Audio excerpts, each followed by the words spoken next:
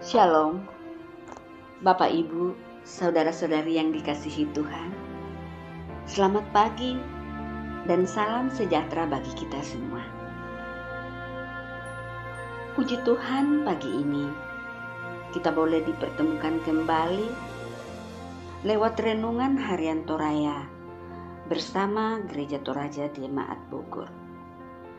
Edisi Selasa 29 Oktober 2024. Firman Tuhan yang boleh hadir di tengah-tengah kita pada pagi ini terambil dari Yehezkel 18 ayat 1 sampai 32. Tetapi sebelum kita membaca dan merenungkan akan firman Tuhan, mari kita minta pimpinan Tuhan, kita berdoa.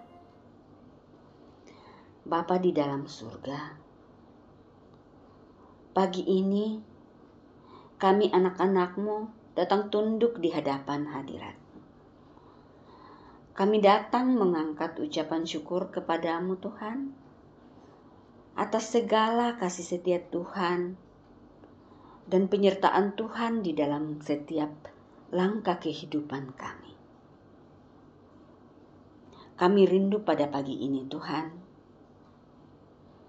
pagi yang indah yang Tuhan anugerahkan kepada kami, bersekutu dengan Engkau lewat kebenaran firman-Mu.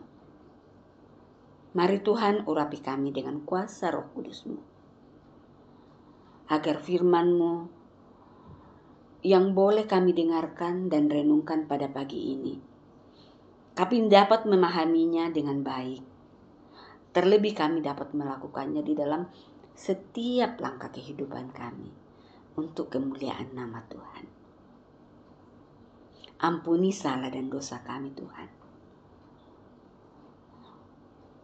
Sucikan dan kuduskan kami agar kami boleh layak bersekutu dengan Engkau.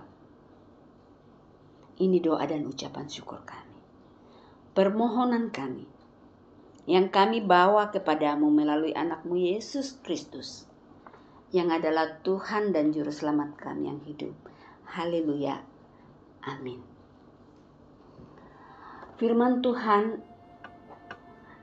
yang hadir di tengah-tengah kita pada pagi ini terambil dari Yehezkel 18 ayat 1 sampai pada ayatnya yang ke-32. Lembaga Alkitab Indonesia memberikan judul Setiap manusia bertanggung jawab atas hidupnya. Datanglah firman Tuhan kepadaku. Ada apa dengan kamu, sehingga kamu mengucapkan peribahasa ini di tanah Israel? Ayah-ayah makan buah anggur mentah, dan gigi anak-anaknya menjadi ngilu. Demi aku yang hidup, demikianlah firman Tuhan Allah, kamu tidak akan mengucapkan peribahasa ini lagi di Israel. Sungguh, semua nyawa itu milikku, baik nyawa ayah maupun nyawa anak itu milikku. Siapa yang berbuat dosa, dialah yang harus mati. Apabila seseorang adalah orang benar dan ia melakukan keadilan dan kebenaran, ia tidak makan daging persembahan di atas gunung atau mengarahkan matanya kepada berhala-berhala kaum Israel, tidak mencemari istri sesamanya, tidak menghampiri perempuan yang sedang haid, tidak menindas orang lain, mengembalikan gadaian orang, tidak merampas apapun, memberi makan orang lapar, memberi pakaian kepada orang telanjang, tidak memberi dengan meminta riba atau mengambil laba, menjauhkan diri dari kecurangan, melakukan hukum yang benar di antara manusia dengan manusia, hidup menurut ketetapanku, dan tetap mengikuti peraturanku dengan berlaku setia. Dialah orang benar, maka ia pasti hidup. Demikianlah firman Tuhan Allah. Tetapi kalau ia mempunyai seorang anak yang menjadi perampok dan yang suka menumpahkan darah atau melakukan salah satu dari hal-hal itu, walaupun ayahnya tidak melakukan satupun dari hal itu, anak itu juga makan daging persembahan di atas gunung dan mencemari istri sesamanya, menindas orang sengsara dan miskin, merampas, tidak mengembalikan gadaian orang, mengarahkan matanya kepada berhala-berhala, dan melakukan hal yang menjijikkan, memberi dengan meminta riba dan mengambil laba. Maka orang yang demikian tidak akan hidup. Segala yang menjijikkan ini dilakukannya, sehingga ia harus mati. Darahnya tertimpa atas dirinya sendiri. Sesungguhnya, kalau ia mempunyai seorang anak, dan anak ini melihat segala dosa yang dilakukan ayahnya, tetapi walaupun melihatnya, ia tidak melakukan seperti itu. Ia tidak makan daging persembahan di atas gunung, tidak mengarahkan matanya kepada berhala-berhala kaum Israel, tidak mencemari istri sesamanya, tidak menindas orang lain, tidak meminta gadai, tidak merampas apa-apa, memberi makan orang lapar, memberi pakaian kepada orang telanjang, menjauhkan diri dari kecurangan, tidak mengambil riba atau laba, melakukan peraturanku dan hidup menurut ketetapanku. Maka orang yang demikian tidak akan mati kesalahan ayahnya. Ia pasti hidup. Ayahnya yang melakukan pemerasan, merampas sesuatu, dan melakukan hal-hal yang tidak baik di tengah-tengah bangsanya, sungguh ia akan mati karena kesalahannya. Tetapi kamu berkata, mengapa anak tidak ikut menanggung kesalahan ayahnya? Karena anak itu melakukan keadilan dan kebenaran, melakukan semua ketetapanku dengan setia, maka ia pasti hidup. Orang yang berbuat dosa, dialah yang harus mati. Anak tidak akan ikut menanggung kesalahan ayahnya, dan ayah tidak akan ikut menanggung kesalahan anaknya. Orang benar akan menerima buah kebenarannya, dan orang fasik akan menanggung akibat kefasikannya. Tetapi apabila orang fasik bertobat dari segala dosa yang dilakukannya dan berpegang pada segala ketetapanku, serta melakukan keadilan dan kebenaran, maka ia pasti hidup. Ia tidak akan mati. Segala pelanggaran yang dilakukannya tidak akan diingat lagi terhadap dia. Karena kebenaran yang dilakukannya, ia akan hidup. Apabila aku berkenan pada kematian orang fasik, demikianlah firman Tuhan Allah, bukan kepada pertobatannya supaya ia hidup.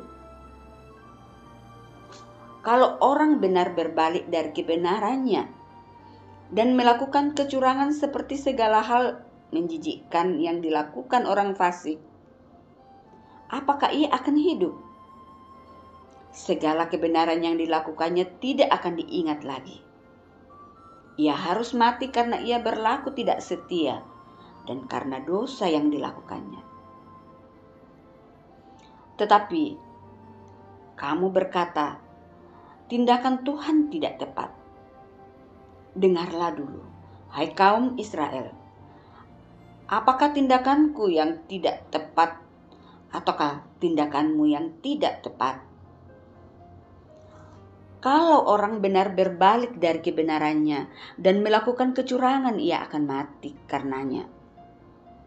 ia mati karena kecurangan yang dilakukannya. Sebaliknya, kalau orang fasik bertobat dari kefasikan yang dilakukannya, dan dia melakukan keadilan dan kebenaran, ia akan menyelamatkan nyawanya. Ia insaf dan bertobat dari segala pelanggaran yang dilakukannya, maka ia pasti hidup. Ia tidak akan mati. Tetapi kaum Israel berkata, tindakan Tuhan tidak tepat.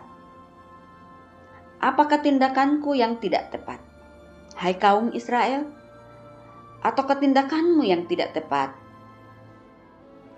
Oleh karena itu, hai kaum Israel, aku akan menghukum kamu masing-masing menurut tindakannya. Demikianlah firman Tuhan. Demikianlah firman Tuhan Allah. Bertobatlah dan berpalinglah dari segala pelanggaranmu, supaya hal itu tidak menjadi bagimu batu sandungan yang menjatuhkan kamu ke dalam kesalahan.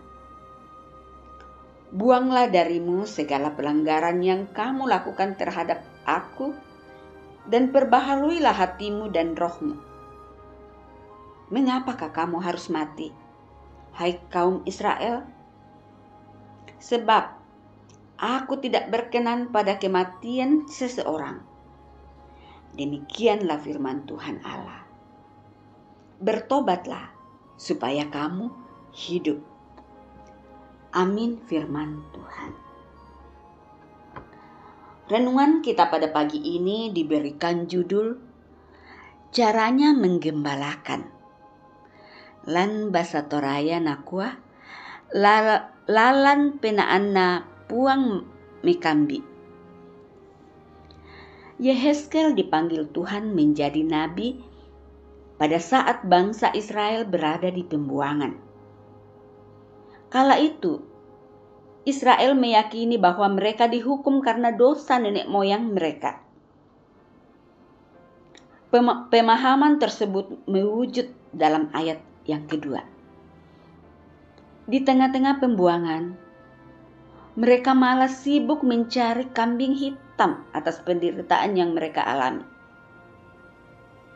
Dalam situasi itulah, Tuhan berfirman melalui Yehezkel untuk meluruskan paham tersebut dan mengajari mereka.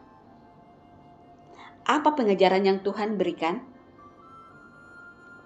Secara umum, bacaan ini menguraikan secara detail bahwa dosa ayah tidak akan pernah ditanggungkan kepada anaknya.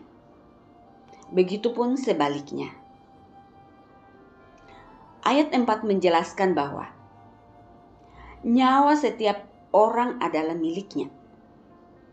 Artinya, setiap orang, termasuk dosa, bertanggung jawab secara langsung kepada Tuhan.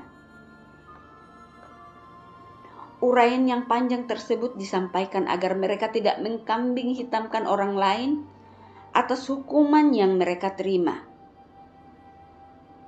Alih-alih mencari kambing hitam, ada hal yang lebih penting yang harus mereka lakukan, yaitu adalah pertobatan. Pertobatanlah yang justru harus mereka lakukan di tengah-tengah penghukuman. Tuhan juga menegaskan bahwa hukuman diberikan agar mereka menyesal melalui hidup dalam pertobatan. Kita baca pada ayat yang ke-32. Pesan firman Tuhan hari ini hampir senada dengan kemarin. Selain membela diri, kita pun seringkali mengkambing hitamkan yang lain untuk menutupi kesalahan yang kita lakukan. Tak jarang juga kita menyalahkan orang lain atas kegagalan kita. Melalui firman Tuhan pada pagi ini, mari kita belajar bahwa daripada sibuk mencari kambing hitam, lebih baik kita berusaha berbenah diri. Selain itu, kita juga belajar bahwa motif hukuman Tuhan adalah penggembalaan. Karena itu, jangan pernah menjauhi seseorang jika ia mengalami pergumulan yang ia anggap hukuman Tuhan atas dirinya.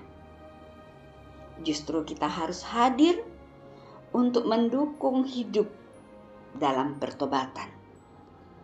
Amin. Mari kita berdoa. Bapa di dalam surga, kami kembali datang mengangkat ucapan syukur kepadamu atas berkat firman-Mu yang boleh hadir di tengah-tengah kami pada pagi ini. Kiranya dengan pertolongan Roh Kudus-Mu, firman-Mu yang boleh hadir di tengah-tengah kami pada pagi ini dapat menjadi suluh dan pedoman di setiap langkah kehidupan kami. Dan lewat semuanya itu mendatangkan kemuliaan Tuhan. Bapa di dalam surga, kami juga mau berdoa buat saudara-saudara kami yang mungkin pada saat ini berada di dalam kelemahan tubuh karena sakit penyakit. Mari Tuhan hadir sebagai penolong di dalam kehidupannya, sehingga dapat memperoleh anugerah kesembuhan daripada-Mu. Sehingga senantiasa ucapan syukur mereka naikkan kepadamu. Bapa di dalam surga, kami juga mau berdoa bersama saudara-saudara kami yang mungkin pada hari ini berulang tahun. Mari Tuhan sempurnakan sukacita mereka agar senantiasa ucapan syukur mereka naikkan di hadapan hadirat-Mu. Bapa di dalam surga, kami juga mau datang berdoa Tuhan buat orang tua kami yang sudah lanjut usia. Mari Tuhan hadir di dalam kehidupannya. Anugerahi mereka kekuatan dan kesehatan yang baik. Sukacita di dalam menjalani usia-usia yang indah yang Tuhan anugerahkan kepadanya. Bapa di dalam surga, kami mau berdoa juga Tuhan, sebelum kami memulai segala aktivitas kami di pagi ini. Apapun yang menjadi tugas dan tanggung jawab yang Tuhan anugerahkan kepada kami masing-masing, mari Tuhan berkati kami semua, sehingga apa yang kami kerjakan boleh berkenan dan dari dalamnya nama Tuhan dipuji dan dimuliakan. Ini doa dan ucapan syukur kami Tuhan. Ampuni salah dan dosa kami.